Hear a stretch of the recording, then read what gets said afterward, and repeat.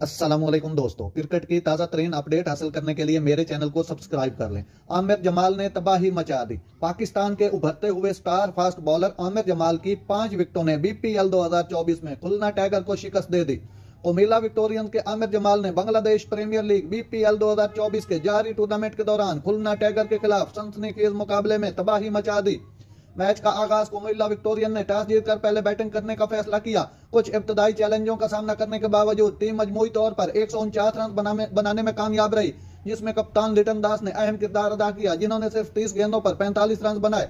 Comilla Victorian के मुकर्ररा करदा हदफ का ताक़ुब करते हुए खुलना टाइगर की बैटिंग लाइन लड़खड़ा गई और वक्फे वक्फे से विकेटें गिरती रहीं। सिर्फ 12 गेंदों पर 23 रन बनाने वाले मोहम्मद वसीम जूनियर की दलेराना कोशिश के बावजूद टाइगर 115 रन बनाकर आउट हो गए और 34 रन से मैच हार गए। आमिर जमाल ने जारहाना बॉलिंग का मुजाहरा करते हुए अपने तबाहकुन स्पेल में 5 विकेटें ली और मैच के हीरो करार